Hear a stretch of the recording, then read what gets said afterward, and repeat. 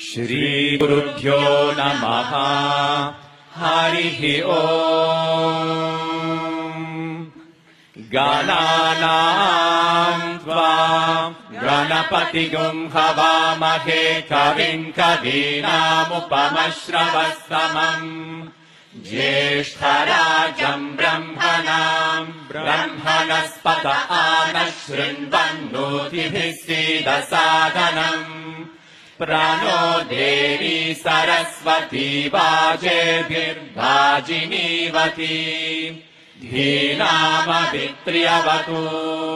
गणेशाय नमः, सरस्वत्यै नमः, श्रीगुरुभ्यो नमः।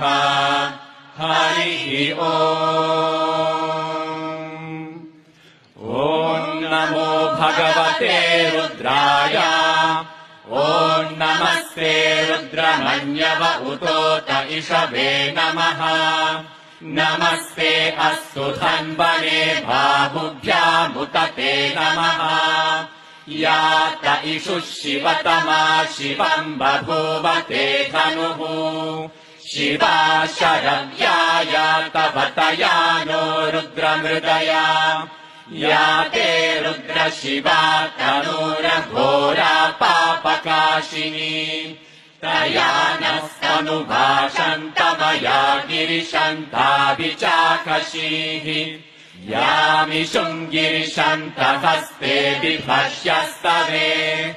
शिवाम् गिरित्रताम् कुरु माभिगुंसीः पुरुषम् जगत्। शिवेन वचसा त्वा गिरिशाच्चावदामसि। यथा नः सर्वमिज्जगदयक्ष्मगुम् सुमना असत्। अद्य वोचदधिवक्ता प्रथमो दैव्योऽभिषक्। अहीगश्च सर्वान् जम्भयन् सर्वाश्च यातु धान्यः। असौ यस्ताम्रो अरुण उत बभ्रुः सुमङ्गलः। ये चेमागुम् रुद्राभितो दिक्षु श्रिता सहस्रशो वैशागुम् हेदनीमहे। असौ यो वसर्पति नीलग्रीवो विलोहितः।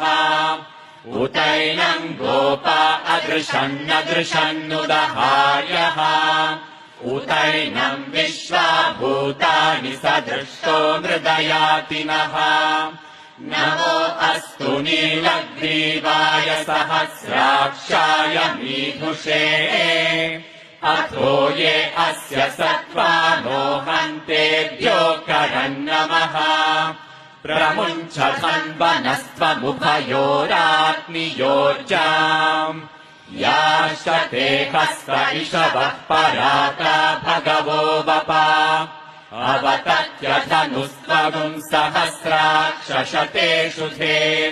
निशीर्य शय्यानामुका शिवो नः सुमना भव। विज्यन्दनुः कपर्दिनो विषयो बाणवागुम् उता। अनेशन्नस्येषव आभुरस्य निषङ्गतिः। या ते हेतिर्नीदुष्टमहस्ते बभूव ते धनुः। तयास्मान् विश्वतस्त्वमयक्ष्मया परिभुजा। नमस्ते अस्त्वायुधाय नापताय धृष्णवे। उभाभ्यामुत ते नमो बाहुभ्याम् तव धन्वने।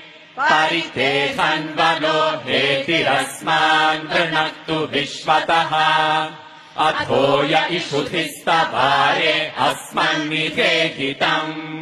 नमस्ते अस्तु भगवन् विश्वेश्वराय महादेवाय त्रयम्बकाय त्रिपुरान्तकाय त्रिकाग्निकालाय कालाग्निरुद्राय नीलकण्ठाय मृत्युञ्जयाय सर्वेश्वराय सदाशिवाय श्रीमन्महादेवाय नमः।